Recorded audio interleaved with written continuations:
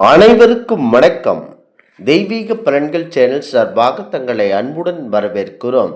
இன்று நம் காணொளியில் காண விரும்புவது மாசி மாதம் பிரதோஷம் சிறப்புகளை பற்றி இந்த காணொளியில் பார்க்கலாம். வாருங்கள் காணொளிக்கு செல்லலாம். மறக்காமல் ஒரு சப்ஸ்கிரைப் செய்யவும். பிரதோஷம் என்பது திரியோதசி திதியில் மாலை 4:30 மணியிலிருந்து 6 மணிக்குள் சிவபெருமான் நந்தியின் இரு கொம்புகளுக்கிடையே ஆடிய நடனத்தை தரிசிக்கும் பாக்கியம் தரும் பாவ விமோச்சன காலமாகும். இந்த காலத்தில் பரம்பொருள் சிவபெருமானை வழிபட்டால் முன் ஜென்மத்தில் செய்திருந்த அனைத்து பாவங்களும் நீங்கி இன்பம், செல்வம் மற்றும் ஆயுள் 16 வகையான செல்வங்கள் கிடைக்கும் என்பது ஐதீகமாகும்.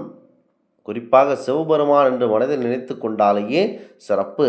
நம்மிடம் உள்ள குற்றங்களை பொறுத்து கொண்டு சிவன் ஆனந்த தாண்டவம் ஆடும் நேரமே பிரதோஷ காலமாகும். இந்த காலத்தில் நந்தியின் கொம்புகளுக்கிடையில் சுவாமி நடனம் ஆடுவார். அப்போது சிவனை தரிசித்து செய்த தவறை பொறுத்தருள வேண்டினால் நிச்சயம் அருள் புரிவார். பாவம் மன்னிப்பு வழங்குகின்ற அற்புத நேரமே பிரதோஷமாகும். முக்கியமாக பிரதோஷ வேளையில் எம்பெருமான் சிவபெருமானை வழிபட்டு வந்தால் அனைத்து விதமான நன்மைகளும் நமக்கு கிடைக்கும். பிரதோஷ நேரத்தில் சிவனை வழிபடுவது செய்த தவறுகளை பொறுத்தருள பெற்று சர்வ பாவ மோச்சனம் பெற உதவுமாகும். குறிப்பாக பிரதோஷ விரதம் என்று சொன்னாலே சிறப்பு மிக்கது. இந்த பிரதோஷ விரதம் இருந்து வந்தால் 7.5 சனி நம்மை பிடித்து கொண்டிருக்கும் எந்த விதமான சனியாக இருந்தாலும் அதனை துன்பங்களை போக்கி கொடுக்கும். பிரதோஷத்தன்று நந்தியின் இரு கொம்புகளுக்கு இடையில் சிவபெருமானை தரிசிப்பது சிவபெருமான் ஆலகால விஷத்தை உண்டு தேவர்களை காத்த காலமாக கருதப்பட்டு பெரும் நன்மைகளை தரும். இந்த நேரத்தில் எம்பெருமான் சிவபெருமானை வழிபடலாம். குறிப்பாக சோமவார பிரதோஷம் மன நிம்மதி மற்றும் தெளிவை தரும். செவ்வாய்க்கிழமை பிரதோஷம் ஆரோக்கியம் மற்றும் செல்வ பெருக்கை தரும். சனி பிரதோஷம் சர்வ பாவ மோச்சனம் தரும். ஞாயிறு பிரதோஷம் அதிகப்படியான நன்மைகளை வாரி வழங்கும். பிரதோஷத்தன்று உபவாசம் இருந்து திருமுறை படித்து சிவாலயம் சென்று சிவாய நமக எனும் 5 எழுத்து மந்திரத்தை ஓதி வழிபடுவது சாலச் சிறந்ததாகும். பிரதோஷத்தன்று சிவனை மாபெரும் நம்முடைய சக்திகளால் மற்றும் நமக்கு செய்த நாம் செய்த எந்த ஒரு பாவமாக இருந்தாலும் சிவன் நம்மை பார்த்துக்கொள்வார் என்பது அனைத்திலும் உண்மையாகும். உண்மையிலும் உண்மை, அது முக்கியத்துவம் வாய்ந்த உண்மையாகும். பிரதோஷம் என்றால் சிவனே முன்னிலை வகிப்பார். சிவபெருமானை நாம் நாள்தோறும் வணங்குகிறோம். ஆனால் பிரதோஷ காலத்தில் எம்பெருமானை ஆலயம் சென்று வணங்குவது சிறந்த பயனை அளிக்கும். குறிப்பாக மாதந்தோறும் 2 முறை வருகின்றன. வளர்பிறை, தேய்பிறை. திரியோதசி திதி 13ஆம் நாட்கள் பிரதோஷ தினமாக பார்க்கப்படுகிறது. சிவபெருமானை வணங்கி வழிபட்டால் மற்ற நாட்களில் ஏற்படும் துன்பங்கள் நீங்கி இன்பம் பெறலாம் என்பது பெரும் நம்பிக்கையாகும். சிவபெருமான் ஆலகால விஷத்தை அருந்தி நீலகண்டனானது இந்த பிரதோஷ வேளையில்தான்.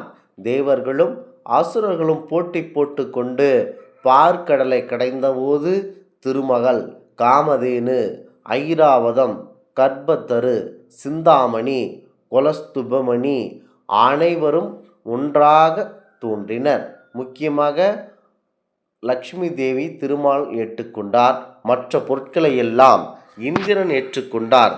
இதனால் அனைத்து விதமான சக்தியும் பிறந்த நாள்தான் இந்த பிரதோஷ நேரமாகும். அந்த இடத்தில் ஆலகால விஷமும் தோன்றியது. அதாவது இதனை கண்ட தேவர்களும் அசுரர்களும் தம்மை காப்பாற்றும்படி பரமசிவனை நாடினர். அந்த ஆலகால விஷத்தை உண்டார்.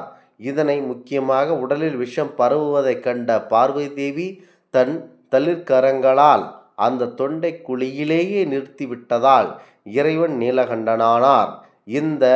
இதனால்தான் அனைவரும் பரம்போல் சிவபெருமானை நீலகண்டன் என துதிக்கிறார்கள். ஒவ்வொரு மாதமும் அமாவாசைக்கு பின், பௌர்ணமிக்கு பின் என 2 பிரதோஷங்கள் வருகின்றன. இந்த பிரதோஷத்தில் சிவாலயங்களில் குறித்த நேரத்தில் சிறப்பு வழிபாடு நடைபெறுகின்றன. அப்போது சிவபெருமானுக்கு பால், தேன், தயிர், சந்தனம், வில்வம், பஞ்சாமிர்தம், திருநீறு போன்றவற்றை தாராளமாக அர்ச்சனைக்கு நீங்களும் தரலாம். அந்த அர்ச்சனை தீபாராதனை நடக்கும் வேளையிலும் நீங்கள் கலந்து கொள்ளலாம். இறைவனுடன் கூடவே அவருடைய வாகனமான நந்திபெருமானுக்கும் அபிஷேகம் நடைபெறுகிறது.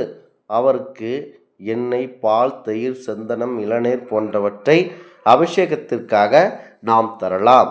பின்பு அருகம்புல் மாலை சாற்றிய பின் வில்வத்தால் அர்ச்சனை செய்வது வழக்கம்.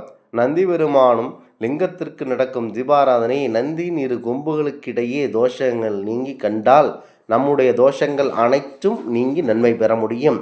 முக்கியமாக பிரதோஷ விரதம் இருப்பது அனைத்திலும் மாபெரும் சிறப்பு மிக்கது. இந்த நாட்களில் எழுந்து அதாவது அதிகாலையில் எழுந்து நீராடி சிவபெருமானுடைய ஆலயம் சென்று வழிபட வேண்டும். அன்று முழுவதும் உணவின்றி உபவாசம் இருந்து முக்கியமாக ஆலயத்திற்கு சென்று மாலை 4:30 மணிக்கு சிவாலயம் சென்று உள்ளம் உருகி 5 எழுத்து மந்திரமான ஓம் சிவாய நமக எனும் மந்திரத்தை ஓதி வழிபட வேண்டும்.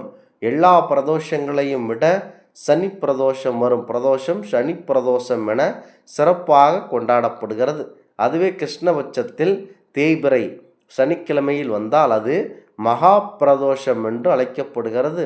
சாதாரண பிரதோஷ வேளைகளில் சிவாலயம் சென்று வழிபட்டால் 1 வருடம் ஆலயம் சென்று இறை வழிபாடு செய்த பலன் கிடைக்கும். சனி பிரதோஷத்தன்று அவ்வாறு வழிபடும் போது எண்ணற்றது வருடம் முழுதும் ஆலயம் செய்த பலன் நமக்கு கிடைக்கும் என்பதெல்லாம் ஆண்டாண்டு காலமாக இருந்து வரும் மாபெரும் நம்பிக்கையாகும். பிரதோஷ காலத்தில் பார்வதியுடன் கூடிய சந்திரசேகரன் ரிஷப வாகனத்தில் ஆலயத்தை 3 முறை வலம் வந்தால் அனைவத்தையும் நீங்கள் பார்த்தால் அதனை அந்த பூஜை நடைபெறும் வேளையில் உங்களுக்கு அனைத்து விதமான நன்மைகளும் கிடைக்கும் என்பது ஐதீகமாகும். முக்கியமாக பிரதோஷத்தின் மகிமை என்னவென்றால், ஞாயிறு பிரதோஷம் சூரிய திசை நடிப்பவர்கள் கண்டிப்பாக ஞாயிறு வரும் பிரதோஷ வேளையில் அங்கு சென்று நல்லதாக வேண்டிக் கொள்ள வேண்டும். இதனால் சூரியனுடைய அருள் நமக்கு கிடைக்கும். திசையினால் வரும் துன்பம் விளங்கும். பிரிந்த குடும்பம் ஒன்று சேரும். திங்கட்கிழமை பிரதோஷம். பிரதோஷ வேளையான சோமவார பிரதோஷத்தில் முக்கியமாக சந்திர திசை நடப்பவர்கள், சந்திர லக்னாதிபதியாக கொண்டவர்கள் திங்கள் அன்று வரும் பிரதோஷத்திற்கு சென்று வழிபட வேண்டும். இதனை மனதில் நினைத்து கொண்டு செயல்படுத்த வேண்டும். இந்த ஆன்மீக தகவல் உங்களுக்கு பிடித்து இருந்தால் தெய்வீக பலன்கள் சேனலை கண்டிப்பாக சப்ஸ்கிரைப் செய்து கொள்ளவும். மீண்டும் ஒரு நல்லதொரு காணொளியில் உங்களை சந்திக்கிறோம். நன்றி, வணக்கம்.